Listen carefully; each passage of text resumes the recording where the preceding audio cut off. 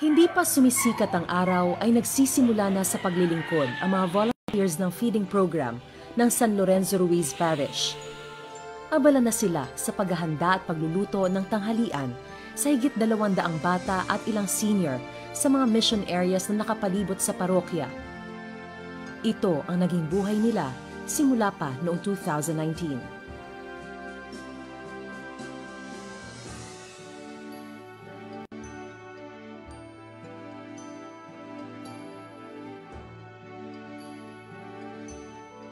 Araw-araw ay sumasakay ng tricycle, lumalakad sa mga masisikip na eskinita, gilid ng creek o makipot na tulay, maihatid lamang ang mga munting baunan sa mga tahanan. Hindi naging hadlang ang pandemya sa paghahatid ng tulong sa mga bata upang mapanatiling malakas ang kanilang pangangatawan.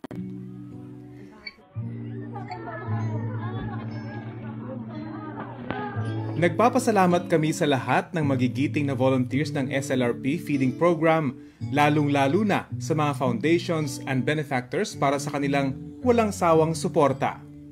Inaanyayahan po namin kayo na tumulong, mag-abot ng makakaya upang mapanatiling buhay, mulat at kumikilos ang San Lorenzo.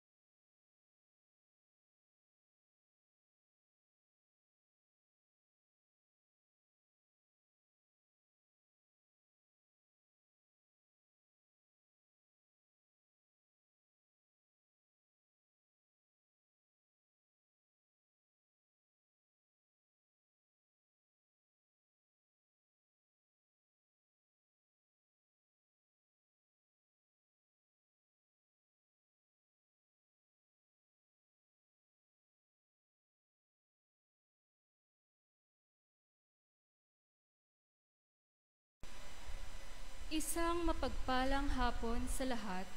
Ang ating banal na misa ngayon ay kasalukuyang naka-livestream sa Facebook page ng ating parokya, San Lorenzo Ruiz Parish, Quezon City.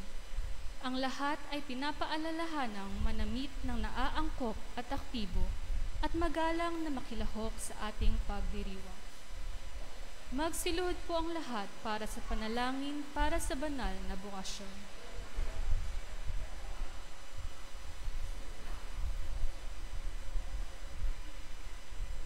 Sa ngalan ng Ama, ng Anak, at ng Espiritu Santo. Amen. O mapagpalang Ama, taos-puso kaming nagpapasalamat sa mga biyayang patuloy mong ipinagkakaloob sa sangkatauhan sa gitna ng makabagong panahon, pagsubok at panganib. Dakilang Ama sa langit, itulot mo na ang bawat tahanan ipunla una sa lahat ang pag-ibig sa Diyos, pangalawa sa kapwa. Pagkalooban mo ng ibayong paglingap at pag-ingat ang mga kabataan. Nawa, maitalaga nila ang sarili sa araw-araw na panalangin, tahakin ang daan tungo sa dakilang misyon ng paglilingkod. Manaig nawa ang bukal na hangarin, ilaan ang kanilang buhay bilang handog sa iyo. Gawin mo silang matatag sa pagtanggap ng paghihirap at paglaban sa tukso tungo sa adhikaing maging tagapagpalaganap ng iyong salita at tagapagligtas ng mga kaluluwa. Sa pamamagitan ni Hesukristo, aming manunubos, at ni Maria, aming mahal na ina, ang sambayanang Katolika ay taimtim na nagsusumamo, dinggin ng aming mga dalangin. Nawa, mapuspos ng maalab na pagtugon ang mga magulang, mga kabataan, mga mananampalataya at ang simbahan sa malawakang panawagan, pananalangin at pagkilos sa pagyabong ng banal na bukasyon sa pagpapari, pagmamadre, buhay relihiyoso at relihiyosa. Amen. Sa ngalan ng Ama, ng Anak at ng Espiritu Santo. Amen. Magsiupo po muna ang lahat.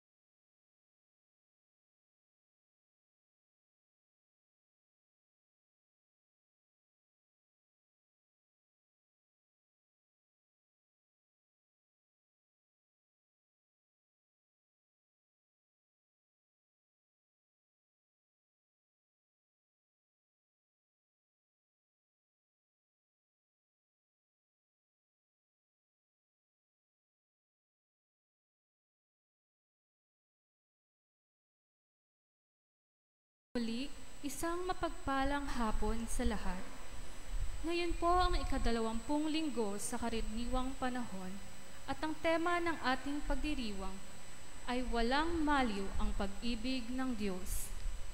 Ipinaaalala sa atin ng tema ng ika-20 linggong ito sa karaniwang panahon At nang habag ni Jesus sa babaeng taga-Cananea sa Ebanghelyo ngayon, na tunay na walang maliw ang pag-ibig ng Diyos.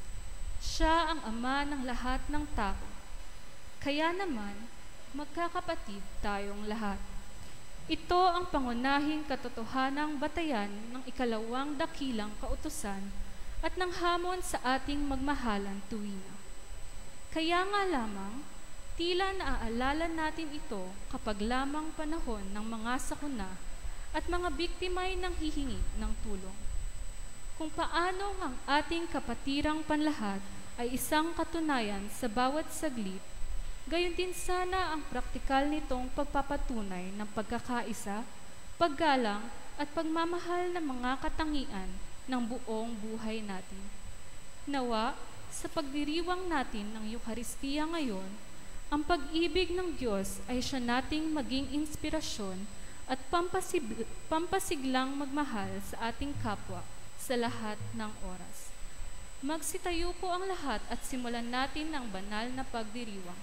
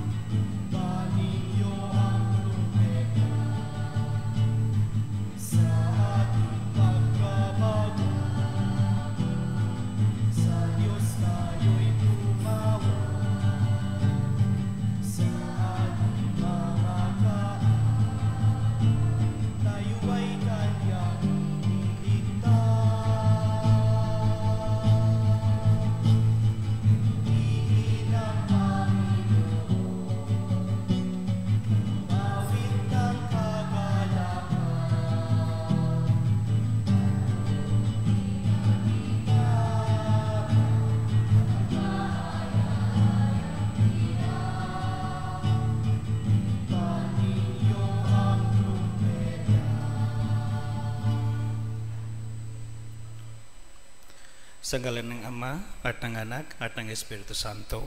Amen. Ang pag-ibig at kapayapaan ng Diyos Ama, Panginoong Hesukristo at Espiritu Santo ay sumainyong lahat. At sumainyo rin. Mga kapatid, magandang hapon po sa inyong lahat. Magandang hapon po, Father. Habang naghahanda tayo para sa pagdiriwang ng Eucharistia, alalahanin natin ang ating ikinapaging di karapat-dapat dito. Lalo na ang ating mga kapabayaang isabuhay ang mga kautusan ng pagmamahal na panlahat, gaya ng turo ni Kristo.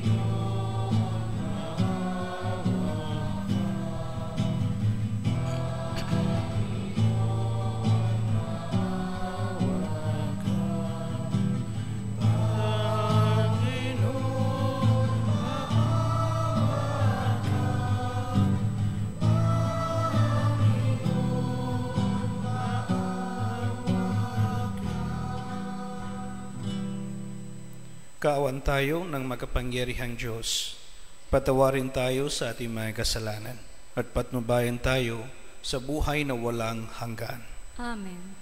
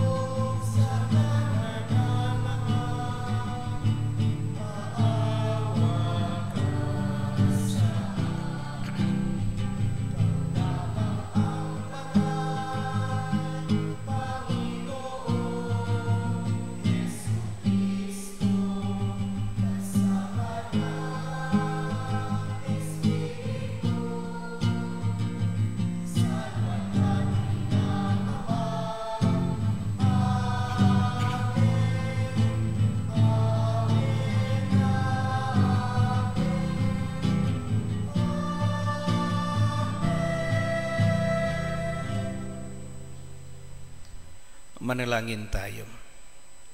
Ama naming makapangyarihan, lingid sa aming paningin ang mga inihanda mo para sa mga nagmamahal sa iyo. Padaluyin mo sa amin ang agos ng iyong pag-ibig upang sa pagmamahal namin sa iyo ng higit, makantam namin ang iyong mga pangakong di malirip na hindi pa sumasagi sa isip namin o panaginip. Iniluluhog namin ito sa pamamagitan ni Jesucristo, kasama ng Espiritu Santo, magpasawalang hanggan. Amen.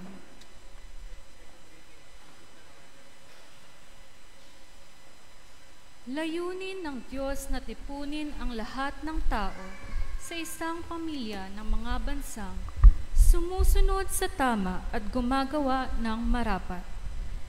Nagmamahal sa ngalan niya at sumasamba sa kanya sa kanyang templo.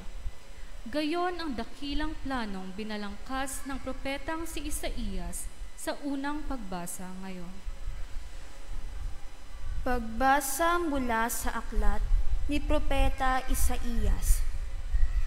Ang sabi ng Panginoon sa kanyang bayan, ayon sa katarungan at laging matuwid ang inyong gagawin, ang pagliligtas ko'y di na magluluwat, ito ay darating. Ito'y mahahayag sa inyong paningin.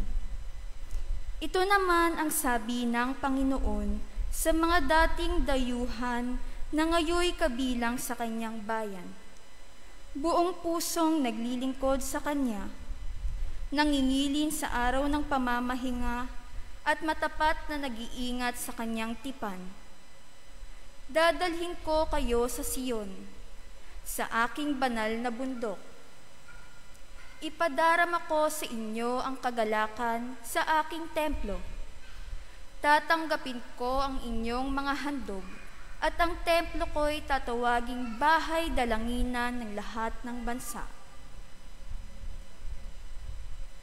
Ang salita ng Diyos. Salamat sa Diyos. Naway magpuri sa iyo ang lahat ng mga tao. Naway magpuri sa iyo ang lahat ng mga tao. O Diyos, pagpalain kami't kahabagan, kami, Panginooy, iyong kaawaan, upang sa daigdig mabatid ang lahat, ang iyong kalooban at ang pagliligtas. Naway magpuri sa iyo ang lahat ng mga tao. Naway purihin ka ng mga nilikha, pagkat matuwid kang humatol sa madla. Ikaw ang patnubay ng lahat ng bansa. Naway magpuri sa iyo ang lahat ng mga tao. Purihin ka nawa ng lahat ng tao. Purihin ka nila sa lahat ng dako. Ang lahat sa ami iyong pinagpala. Naway igalang ka ng lahat ng bansa. Naway magpuri sa iyo ang lahat ng mga tao. Noong nakaraang linggo, ipinagdamdam ni San Pablo ang di pagtanggap ng mga Israelita sa Ebanghelyo. Ngayon, iniisip niya ang kahulugan noon sa kabuuang plano ng Diyos at ang katotohanan sa kanyang habag, nais ng Diyos na maligtas ang lahat. Pagbasa mula sa sulat ni Apostol San Pablo sa mga taga-Roma. Mga kapatid, ito naman ang sasabihin ko sa inyo, mga hentil.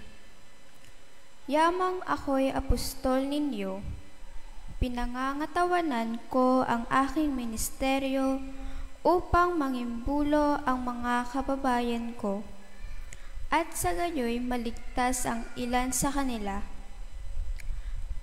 Kung naging daan ng pakikipagkasundo ng sanlibutan sa Diyos, ang pagkakatakwil sa kanila, ang muling pagtagkap sa kanila ay para na ring pagbibigay buhay sa patay. Ang Diyos ay hindi nagbabago ng isip tungkol sa kanyang mga kaloob at pagtawag. Dati pagsuwayin kayo sa Diyos, ngunit ngayoy kinahahabagan sa panahon ng pagsuway ng mga Hudyo. Gayon din naman sila'y naging masuwayin. Ngayong kayo'y kinahahabagan upang sila'y kahabagan din. Sapagkat hinayaan ng Diyos na maalipin ng kanilang kasalanan ang lahat ng tao upang may padama sa kanila ang kaniyang habag. Ang salita ng Diyos. Salamat sa Diyos.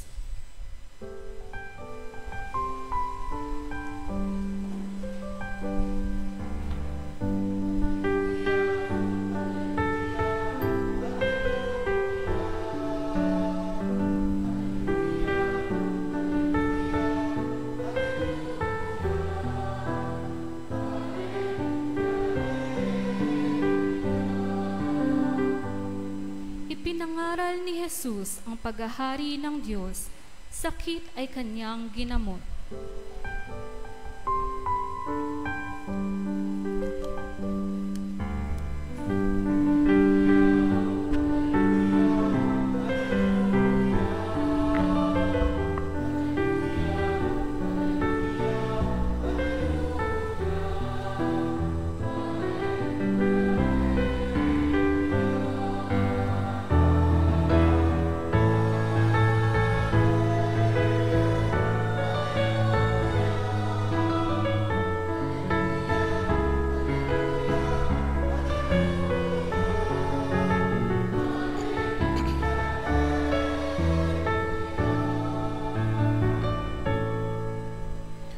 Sumainyo ang Panginoon. At sumainyo rin. Ang mabuting balita ng Panginoon ayon kay San Mateo. Papuri sa iyo, Panginoon. Noong panahon niyon, si Jesus ay nagpunta sa lupaing malapit sa Tiro at Sidon. Lumapit sa kanya ang isang kananaing naninirahan doon at malakas na sinabi, Panginoon, anak ni David, mahabag po kayo sa akin. Ang anak kong babae ay inalihan ng demonyo at masyadong pinahihirapan. Ngunit gaputok may di tumugon si Jesus. At lumapit ang kanyang mga alagad at sinabi sa kanya, pagbigyan na nga po ninyo at nang umalis, siya ay nag-iingay at susunod-sunod sa atin. Sumagot si Jesus, sa mga tupang naliligaw ng sambayanan ng Israel lamang ako sinugo. Ngunit lumapit sa kanya ang babae, lumuhod sa harapan at sabi, tulungan po ninyo ako, Panginoon. Sumagot si Jesus, hindi dapat kunin ang pagkain ng mga anak upang ihagis sa mga tuta. Tunay nga po, Panginoon, tugon ng babae. Ngunit ang mga tuta man ay nagsisikain ng mumong nalalaglag sa hapag ng kanilang Panginoon. Kaya't sinabi sa kanya ni Jesus, napakalaki ang iyong pananalig. Mangyayari ang hinihiling mo. At wondi gumaling ang kanyang anak. Mga kapatid, ang mabuting balita ng Panginoon. Pinupuri ka namin, Panginoong Hesukristo.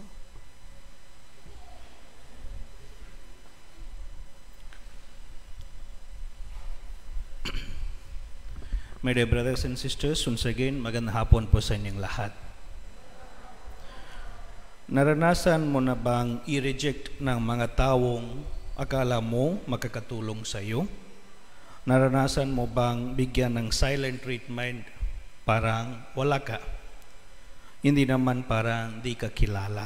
Ang tawag natin indifference, ang tahimik na pakikitungo, ang katahimikan ng galit, at tulad ng pagtingin sa isang tao at like you are not existing. No, hindi tao are. Maybe they treat you not as a person. Diba? Kung gano'n ang treatment, napakasakit ang nararamdaman natin. But what if itong treatment from God Himself is indifferent to us, to our prayers? Ano po ang reaction, response natin? Sa ating ebanghelyo, ngayon, may isang babae, taga Kanan, lumapit kay Jesus at humingi ng tulong para sa anak niya. Pero nakakagulat po dito ang reaction ni Jesus sa babaeng Kananiya. Kasi hindi sumagot si Jesus. Historically, magkalaban ang Israel at Kanan. Kaya yung paglapit ng babaeng Kananiya kay Jesus ay pinakikita, desperada na siya. Kasi sinasapian ng demonyo ang anak ng babae at lubos na pinahihirapan. Sinong ina ang hindi mahihirapan sa ganitong sitwasyon at gagawin ang lahat para sa kanyang anak? So kaya nga, ginawa din ito. Walang nakatulong sa kanya sa Kanan. Maybe she heard about Jesus. Kaya nang dumating si Jesus, against all odds, nilapitan niya. Then sabi niya, Panginoon, anak ni David, nagmamakaawa siya para sa kanyang anak. Nakakapagtaka talaga na hindi sumagot si Jesus. Pero hindi tumigil ang babae. Susunod-sunod siya kay Jesus. Hindi nagtagal, nakiusap na ang mga alagad kay Jesus na paalisin na ng babae. Dahil parang maingay na talaga. Sa halip na kausapin ng babae, nagpaliwanag si Jesus sa mga alagad. Hindi pa rin pinansin ni Jesus ang babaeng Kananiya. Tahimik ang Panginoon. Tahimik lang si Jesus. So mga kapatid, ito isang malaking tanong, ano ang ibig sabihin ng katahimikan ni Jesus sa sandaling ito? Ang ibig sabihin pa ng katahimikan ni Jesus ay tinatanggihan niya ang babaeng Kananiya. Ito po ang makikita natin. Walang sinasabi ni Jesus na hindi niya pagbibigyan yung babae o kahit katumbas ng ganito mga salita. Bakit tahimik si Jesus? Of course, hindi ko ganap na unawa. Sino ba ang nakakaalam ng inisip ng Diyos? Ito lang nakikita ko sa mga pagbasa, lalo na sa Ebanghelyo, parang hinihintay ni Jesus na lumalim pa ang pananalig ng babaeng Kananiya. Kung agad-agad ay ipagkakaloob ni Jesus ang hinihiling ng babae, aalis siyang agad-agad din. May hinihintay pa si Jesus. Sa wakas, in our gospel, in the verse 26, hinarap ni Jesus ang babae. Sabi niya, hindi dapat kunin ang pagkain ng mga bata at ibigay sa mga tuta, sa mga aso. Napakasakit ang salita ni Jesus, di ba? Tawag niya ang babae ng aso, tuta. So, pero dito natin hanggaan ang babae. At malamang ito ang nakita ni Jesus sa kanya. Sabi ng babae, tama po Panginoon, tama po ang sinabi mo. Hindi niya tinanggi ang sinabi ni Jesus. Mababa ang loob niyang inaamin na wala siyang karapatan na humiling ng kahit na ano kay Jesus. Kasi siya ay isang babae, siya ay isang foreigner, hindi siya Hudyo. And then ito ang dinagdag ng babae. Pero kahit aso man, kahit tuta man, kumakain ng mumo na nalalaglag sa hapag ng Panginoon. So, sa halip na mawalan ng pag-asa, ang nakita ng babae ay pag-asa. So, alam niya nga totoo naman ang pagkain ay dapat ibigay sa mga anak. Kaya nga sinasabi ng babae kay Jesus, siguro ganito, hindi ko kailangan ng buong pagkain. Hindi ko kailangan lahat, kahit mumulang. Mumulang ay sapat na para sa aking anak na babaeng inalihan ng demonyo. Mumulang, isang mumulang gagaling na anak ko. Pagbigyan na ninyo ako kahit mumulang. Imagine, napaka laki ang pananampalataya. Kaya nga sabi ni Jesus na napakalaki ang iyong faith. No? Great is your faith. Mangyayari ang hinihiling mo. So my dear brothers and sisters, sa maraming pagkakataon at iba't ibang paraan, sinusubok po sa atin ang pananampalatayang ito. Kasi sa buhay panalangin natin, nararanasan natin sa ating puso, naniniwala tayong karapat-dapat ang pinagdadasal natin, na natili tayong umasa at nakahawak sa Diyos. Nanalig tayo sa Kanyang sinabi na sa Kanya tayo kukuha ng lakas. Pero wala pa rin nangyari. Tahimik lang ang Diyos. Dasal, sakripisyo, nangako, nagbago, lahat na. Tahimik na lang ang Diyos. Tahimik na lang. Hindi natin maunawaan bakit ganito ang Panginoon. Bakit tahimik siya? Nakakabinging katahimikan. Tulad ng narinig ng babaeng Kananiya sa mga alagad, meron din mga tao sa buhay natin nagpapahina ng loob natin. Kabilis mag-comment pero talagang nakakasakit na lang. Maaring sumisigaw ang puso natin pero hindi natin maisigaw kasi hindi naman nila maunawaan. Minsan ay walang tayong makitang suporta sa mga taong nasa paligid natin. Sino po nga sa atin na naranasan ganito? Siguro tayong lahat. There are times we go through crisis, darkness, parang nag-isa lang. Walang pag-asa, walang light, walang future. And then, so anong gagawin natin mga kapatid? Kung ganito ang experiences natin, ganito ang situation natin, tularan natin mga kapatid ang halimbawa ng babaeng ito, Kananiya. Ang una sa pagtitiyaga, hindi siya madaling sumuko. Kahit na pagkatapos ng ilang pagkakataon ng pagtangi, isang beses mula sa mga disipulo, 2 beses mula sa Panginoon, but she continue. Ang pagtiyaga, we call perseverance. The word actually comes from 2 words, per and severe. Per, we know na true sa pamagitan. The per means, and then severe means we know the crisis, the struggle. So this is our faith. This woman had this perseverance. Went through this all. Yung mga parang bingi ng Panginoon. Parang tahimik ang Panginoon. Hindi sumagot. And even sabi ng mga alagad na maingay itong babae, paalisin lang. And then even tawag siya ng aso. Pero she went through all this. She bear it with faith, with patience. So ito, my dear brothers and sisters, kailangan natin. Kasi hindi natin maunawaan minsan ang katahimikan ng Panginoon, ang mga plano ng Diyos sa ating buhay. But let us go through that. Let us go through that, my dear brothers and sisters. Huwag kayong susuko sa mga hamon, sa mga problema, sa mga crisis, sa mga challenges sa buhay natin. Let us hold on to our faith. Let us hold on that God surely will give us what we are asking. So, kaya nga kailangan nating pagtiyaga. Then, ikalawa, pagpapakumbaba. Hindi niya pinipilit ang isang bagay na may karapatan siya. Ibig sabihin, entitlement, with ang tawag natin.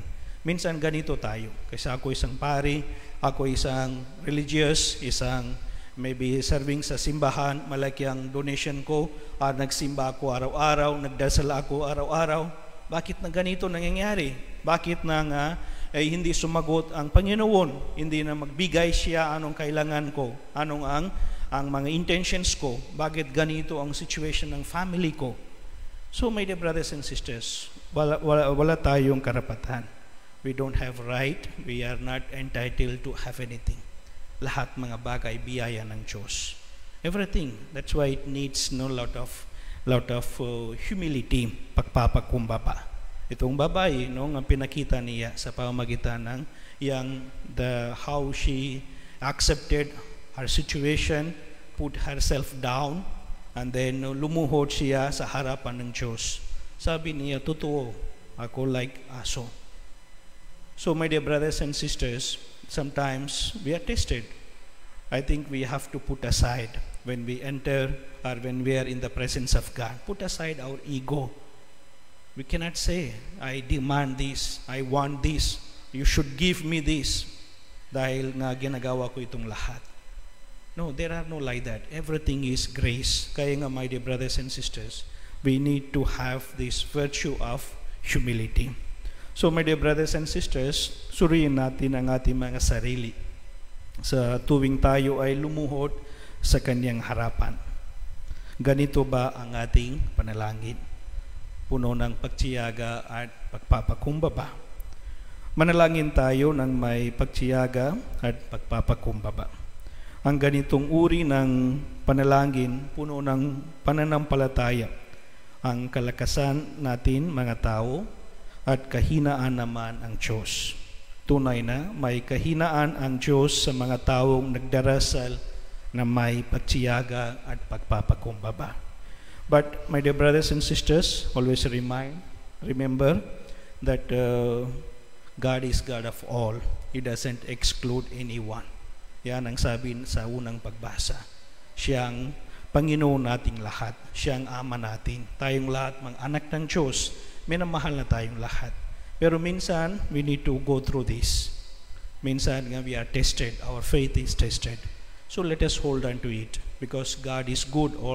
He will provide in right time and all the necessary graces for all of us.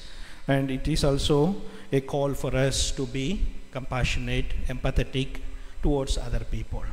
Those people are different from us. Let us be kind, let us be compassionate, let us be empathetic, and let us also have patience with those who are different from us.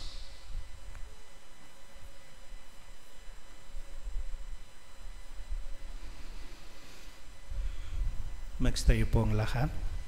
Sumasampalataya ako sa Diyos amang makapangyarihan sa lahat, na may gawa ng langit at lupa. Sumasampalataya ako kay Hesus Kristo, iisang anak ng Diyos, Panginoon nating lahat. Nagkatawang tao siya lalang ng Espiritu Santo, ipinanganak ni Santa Mariang Birhen, pinagpakasakit ni Poncio Pilato, ipinako sa krus, namatay, inilibing. Nanaog sa kinaroroonan ng mga yumao, nang may ikatlong araw na buhay na mag-uli, umakyat sa langit, naluluklok sa kanan ng Diyos amang makapangyarihan sa lahat, doon magmumulang paririto at huhukom sa nangabubuhay at nangamatay na tao. Sumasampalataya naman ako sa Diyos Espiritu Santo, sa banal na simbahang Katolika, sa kasamahan ng mga banal, sa kapatawaran ng mga kasalanan, sa pagkabuhay na muli na nangamatay na tao, at sa buhay na walang hanggan. Amen. Mga kapatid, tuwin na tayong hinahamon magpakita ng pag-ibig ng Diyos sa lahat. Sa pagtatampok natin sa ganitong pag-ibig ng panlahat bilang inspirasyon ng ating panalangin. Dumulog tayo sa Ama nating lahat. Panginoon, dinggin mo kami. Panginoon, dinggin mo kami. Para sa simbahan, ang pamilya ng Diyos sa lupa, nawa pahalagahan niya ang lahat ng kultura at maging bukas siya sa pagtanggap ng kanilang tulong sa ikadadalisay at ikasusulong nila sa dakilang kaalaman sa Ebanghelyo. Manalangin tayo. Panginoon, dinggin mo kami. Para sa Santo Papa, mga obispo natin, at mga pinuno ng lahat ng relihiyong Kristiyano, nawa maging masunurin sila sa Espiritu Santong namumuhay sa lahat tungo sa ibayong pagkakaisa ng pananalig at pagkilos. Manalangin tayo. Panginoon, dinggin mo kami. Para sa ating mga pinunong pampamahalaan at lahat ng nanunungkulan, Nawa magpakatapat sila sa kanilang sinumpang paglilingkod sa lahat ng mamamayan nang walang itinatangi. Manalangin tayo. Panginoon, dinggin mo kami. Para sa ating mga pamayanan, sa parokya at ating mga pamilya, nawa pahalagahan natin ang pakikipag-unawaan sa ating kapwa at pagsikapan nating makatulong sa mga nangangailangan gaya ng halimbawa ni Jesus. Manalangin tayo. Panginoon, dinggin mo kami. Para sa ating lahat, nawa ang dakilang awa ng Panginoon para sa atin ang magtulak sa ating kaawaan ang ating kapwa sa lahat ng oras. Manalangin tayo. Panginoon, dinggin mo kami. Tahimik nating ipanalangin ang ating sariling kahilingan.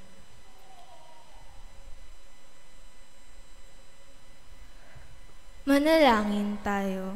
Panginoon, dinggin mo kami. Panginoong Diyos, bigyan mo kami ng mga pusong mapagmahal na tulad ng sayo, upang matanggap at mahalin namin ang bawat isa bilang kapatid, sa kabila ng anumang pagkakaiba nila sa amin. Ikaw na nabubuhay at naghahari ng walang hanggan. Amen.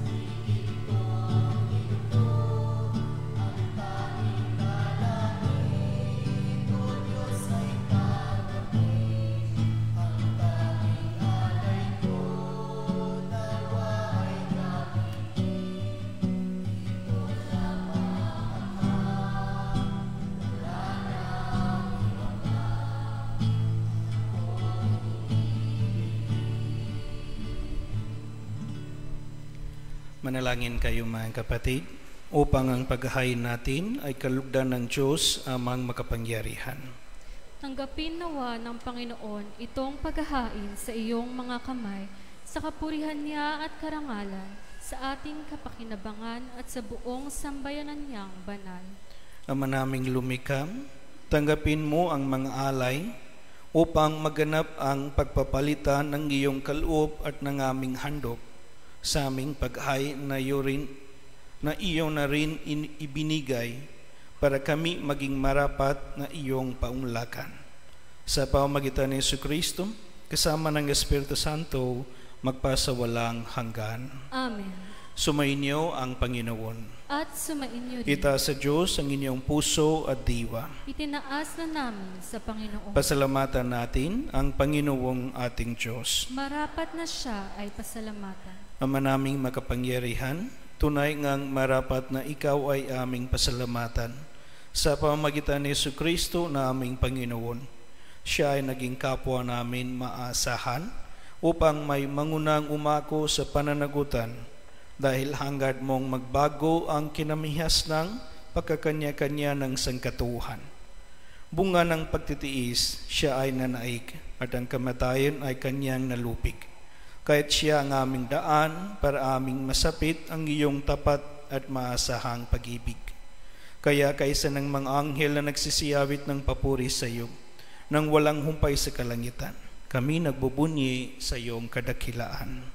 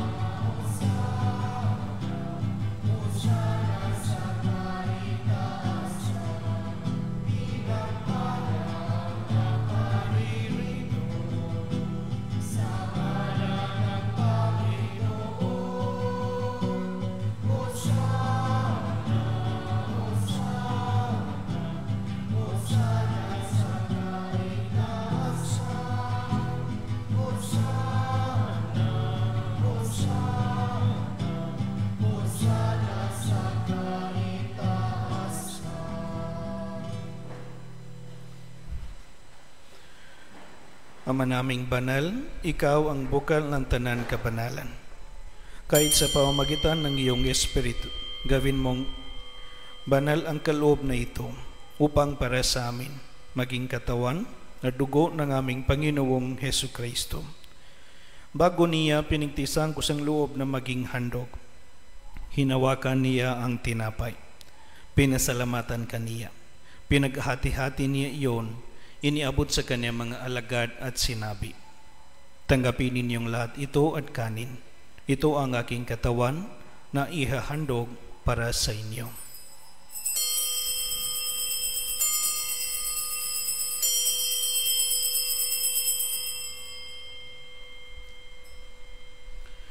Gayon din naman noong matapos ang hapunan, hinawakan niya ang kalis. Muli kaniya ang pinasalamatan. Iniabot niya ang kalis sa kanyang mga alagad at sinabi, tanggapin ninyong lahat ito at inumin. Ito ang kalis ng aking dugo, ng bago at walang hanggang tipan. Ang aking dugo na ibubuhos para sa inyo at para sa lahat, sa kapagpapatawad ng mga kasalanan. Gawin ninyo ito sa pag-alaala sa akin.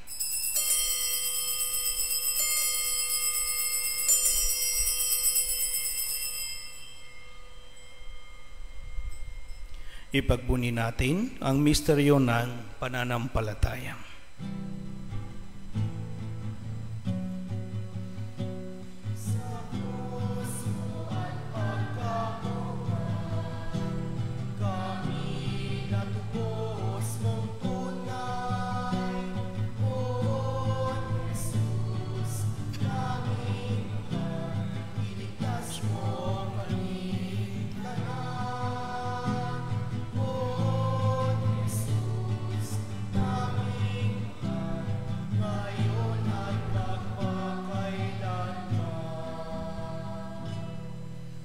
Ama, ginagawa namin ngayon ang pag-alala sa pagkamatay at muling pagkabuhay ng iyong anak.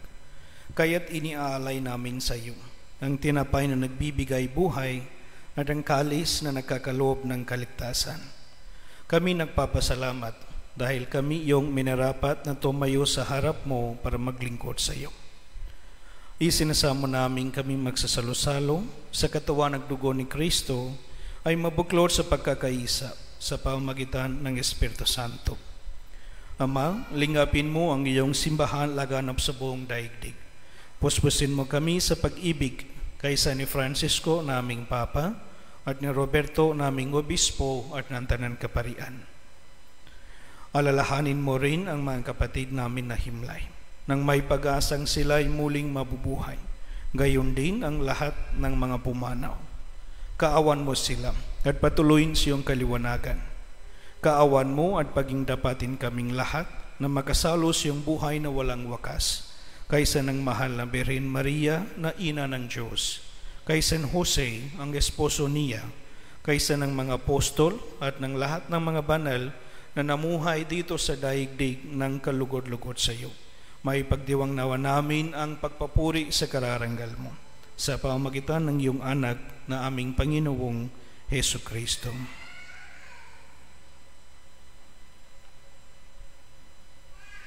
Sa pamamagitan ni Kristo, kasama niya at sa Kanya, ang lahat ng parangal at papuri ay sa iyo, Diyos Amang makapangyarihan, kasama ng Espiritu Santo, magpasawalang hanggan.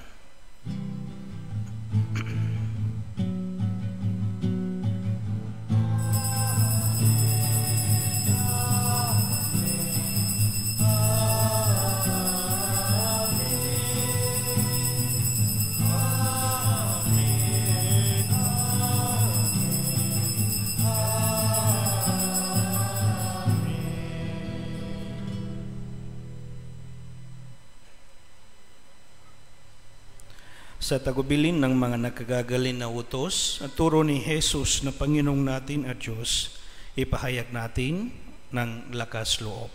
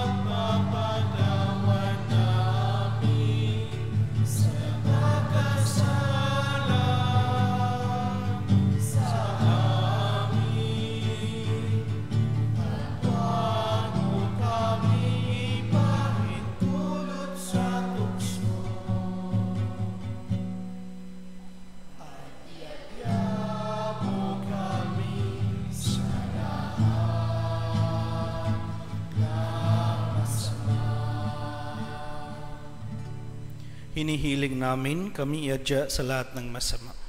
Pagkalooban ng kapayapaan araw-araw, iligtas sa kasalanan at ilayo sa lahat ng kapahamakan. Samantalang amin pinananabikan ang dakilang araw ng pagpapahayag ng tagapagligtas namin si Yesu Kristo.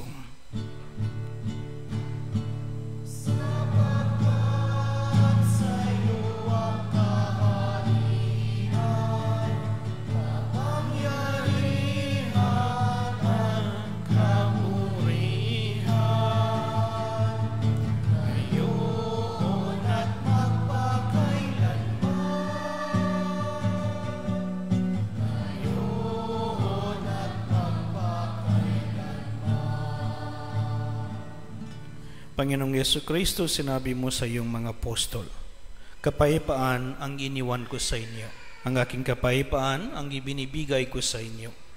Tunghayan mo ang aming pananampalataya at huwag ang aming pagkakasala. Pagkalooban mo kami ng kapayapaan at pagkakaisa ayon sa iyong kalooban, kasama ng Espiritu Santo, magpasawalang hanggan. Amen. Ang kapayapaan ng Panginoon ay laging sumainyo. At sumainyo rin. Magbigayan kayo ng kapayapaan sa isa't isa.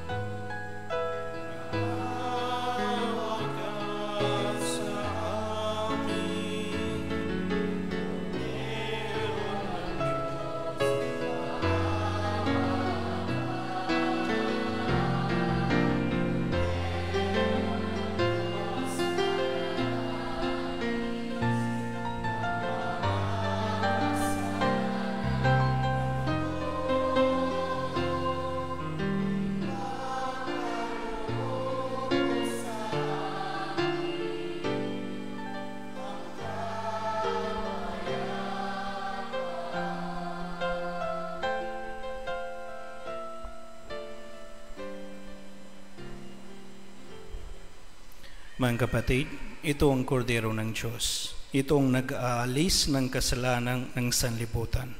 Mapalad ang mga inanyayahan sa kanyang biging.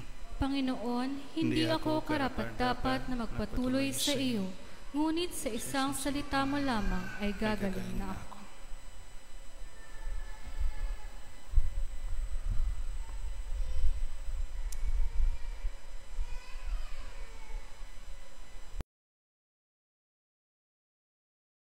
Espiritual na pakikinabang. O Jesus ko, naniniwala ako na ikaw ay tunay na naririyan sa banal na sakramento. Minamahal kita ng higit sa lahat at ninanais ko na ikaw ay tanggapin sa aking kaluluwa.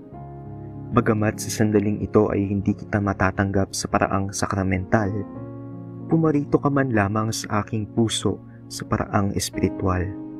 Tinatanggap kita na ikaw na naririto at buong puso akong nakikipag-isa sa iyo.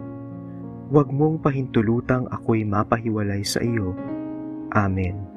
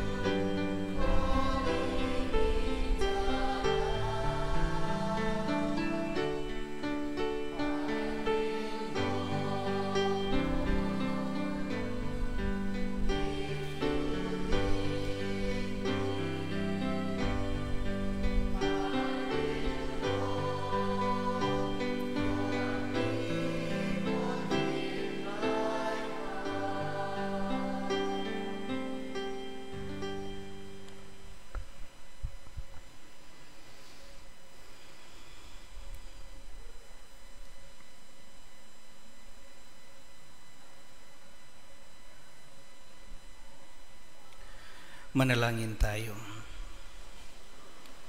Ama namin mapagmahal, sa banal na pagkikinabang si Kristo ay aming pinagsaluhan. Inihiling namin kami maging katulad niya sa langit, pakundangan sa kanyang pagiging aming kaparis. Bilang tagapamagitan, kasama ng Espiritu Santo, magpasawalang hanggan. Amen. Magsiupo po muna ang lahat para sa ilang mga paalaala. Una, mayroon po tayong second collection para po sa pagpapagawa ng Kristong Hari Parish Shrine of the Youth sa Diocese of Novaliches. Ikalawa, ang area visitation ng ating mga parish pastoral workers ay patuloy pa. Natapos na nila ang mission areas. Sila ay pupunta sa lahat ng areas ng ating parokya. Layunin nitong kamustahin ang mga parokyano ng San Lorenzo at mapag-usapan ang mga programa ng simbahang akma sa mga pangangailangan ng mga pamilya at komunidad. Ito ay hanggang sa August 31. Sa detalyadong schedule ng pagbisita, maaari pong sumangguni sa inyong BEC coordinator. Hinihikayat din po ang lahat ng area coordinators or assistant coordinator and ministry heads or assistant ministry head na makiisa sa area visitation. Panghuli, ang mga Claretian sisters ay magtitinda ng iba't ibang pagkain sa labas ng simbahan sa lahat ng misa ngayong August 20 at sa susunod na linggo, August 27, 2023, ang malilikom na halaga ay gagamitin para sa formation ng mga madre. Maraming salamat po. Magsitayo po ang lahat. Maraming salamat po sa inyong lahat. Sumainyo ang Panginoon at sumainyo rin. Magsigo kayo at ipanalangin ang pagpapala ng Diyos. Puspusin nawa ng Panginoon ang inyong mga puso ng walang malib na pagmamahal sa lahat ng tao na tulad ng sa Kanya. Amen. Gawin niya nawa kayong mapagparaya at mag-unawain, lalo na sa mga di gasinong pinagpala at di nakapag-aral. Amen. Nawa puspusin niya kayo ng maraming tanda ng pagpapahalaga, pakikiisa at pagmamahal saan man kayo naroroon. Amen. At pagpalain kayo ng makapangyarihang Diyos, Ama, Anak, at Espiritu Santo. Amen. Umay kayo sa kapayapaan at maging kasangkapan ng pagmamahal ni Kristo sa lahat. Salamat sa Diyos.